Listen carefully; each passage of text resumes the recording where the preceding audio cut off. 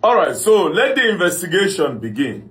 You see this case involving Ahmed Tajuddin, who is being accused of unaliving Sheriff and Prince Ademola Akinloye. We go further to expose a lot of corruption in the justice system of this country. As you all know, Ahmed Tajuddin, I don't know him from anywhere. I just saw a video online on Tunde Ednut's page and on Twitter where this man called my name. And he said, "Very dark man, I want you to investigate this matter. I am being accused of unaliving two persons because of family land. They want me out of their way. That is why they are pinning the deaths of these two persons on me. Please, I want you to investigate." And as you can see, look at my board. I've been investigating. And I found out a lot of things. That is why I said it's going to go further to expose the justice system of this country. So it's a whole lot of case. And also, after I posted the video the first day, I started seeing some posts on Facebook where they said I've been paid. And I don't like being accused of being paid. It makes me more interested in the case. Apparently, it looked like some people don't want me to go deep into this case. But I'm now more interested in the case because you people are accusing me of collecting money.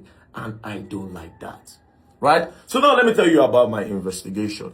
Ahmed, the person being accused, Ahmed Tajuddin, let's start with the accused. Who is Ahmed Tajuddin? Ahmed Tajuddin is a 39 years old man who is a stark illiterate. He cannot read and cannot write. But Ahmed is very influential in his community.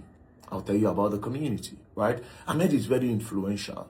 Why is Ahmed influential? Because Ahmed shows boys love. He knows how to give. Even down to, I've made calls to some people that don't like him. They were the one that gave me this information. That Ahmed gives money. That's his way. If Ahmed has 50,000 naira, Ahmed can share 40,000 naira to the community. That's what he's known for. He's loved because he's a giver. Right? Now, also, Ahmed is a frequent traveler. He travels to abroad frequently.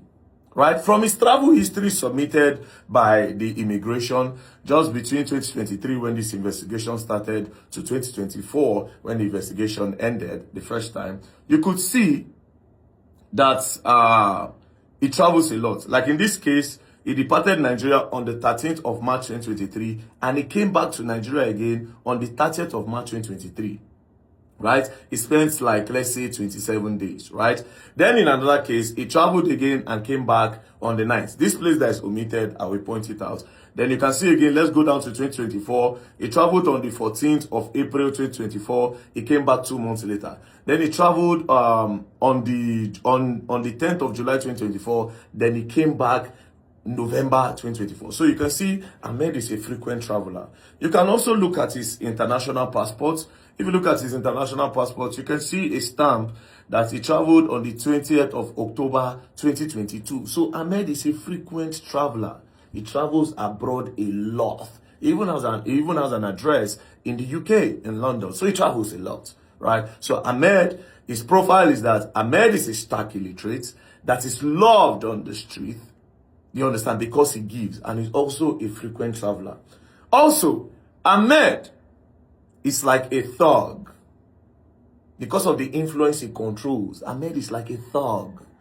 A lot of politicians, they call him in one or two activities when it's time to intimidate some persons. Because of the influence he has, he does one or two for some politicians, right? So we can also say Ahmed is a political thug and a political tool. Do you understand? So we can call him a Robin Hood at the end of the day. So that is for Ahmed, the person being accused. Now we have Sheriff, one of the deceased. Ahmed is 39 years old, like I said. Sheriff is a year older than Ahmed. Sheriff is 40 years old. Sheriff is not entirely a stark illiterate. He can read a little bit and he can write. So he's way better than Ahmed when it comes to book knowledge.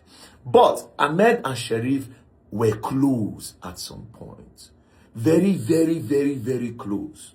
It is even said, based on my investigation, that Ahmed bought the car that the deceased was using until his death. That was Ahmed that bought it for him. It is also said that it was even Ahmed that helped him complete his building, his house. It is also confirmed that Ahmed was the first person that took Sheriff out of Nigeria and took him abroad. So at some point, they were very close. Sheriff is also very, very influential in this said community because all of them are from the same community, right? Now, let's come to the second deceased. The second deceased is Prince Ademola Akinloye. Prince Ademola Akinloye is 46 years old. He's older than Sheriff and older than Ahmed. Prince Ademola Akinloye is also loved in the community because he's very, very peaceful. He's very, very peaceful. Everybody loved him. Everybody loved him. He's peaceful. He does not look for trouble. And he's also the man after his father's heart. The father is the king of their community, right? He's loved by his father. As a matter of fact, he's loved so much by his father that he controls the assets of his father. He controls the land that belongs to his father. He controls the farms. He controls the houses that belong to his father. And he's also loved by his father because he's the only child from his mother to the king. So the king loved him so much and is very, very respected, right? So you see, this is like a brief history of these three persons, right? Now, let's go to their deaths. Where are these people from? These people are from a community called Ajiron. All of them, these three persons are from a community called Ajiron.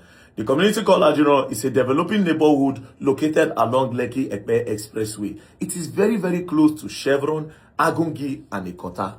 You can look it up, right? That is the community where all these people are from. Now, this community called Ajiron, they control vast land in Lagos. Lands that are in strategic positions in Lagos.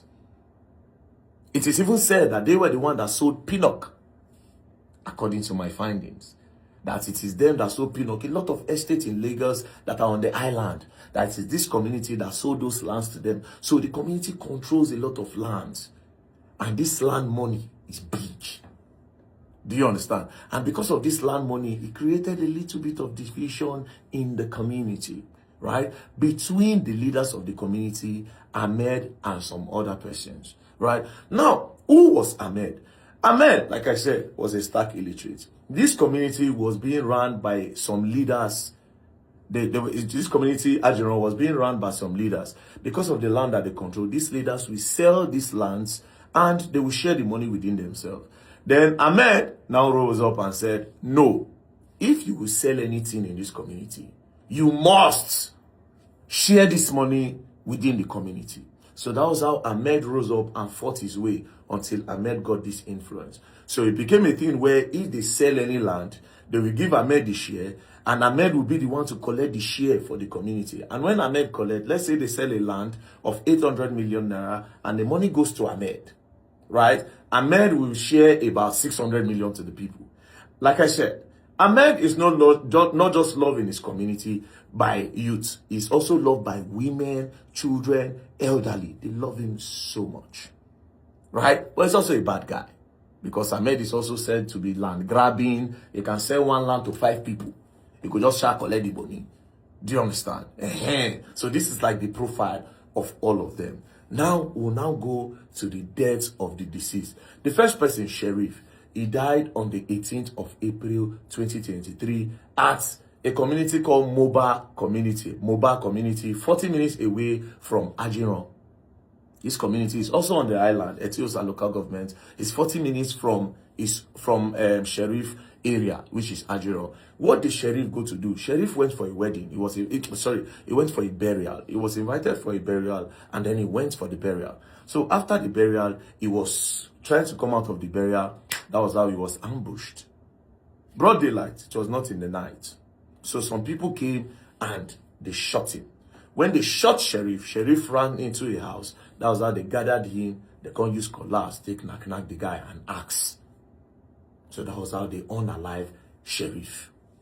Broad daylight, they unalive Sheriff. Now, when Sheriff was unalive, the first thing to do, they didn't do it. They did not report the death of Sheriff to the police.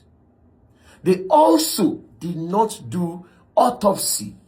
They did not do proper analysis of the death and proper investigation. They quickly carried Sheriff and they went to bury him. Now, they are accusing Ahmed of unaliving Sheriff. Like I said, Ahmed is a frequent traveler, right? Let's go back again. So, When you look at this, Ahmed left Nigeria on the 13th of March 2023 and he came back on the 30th of March 2023.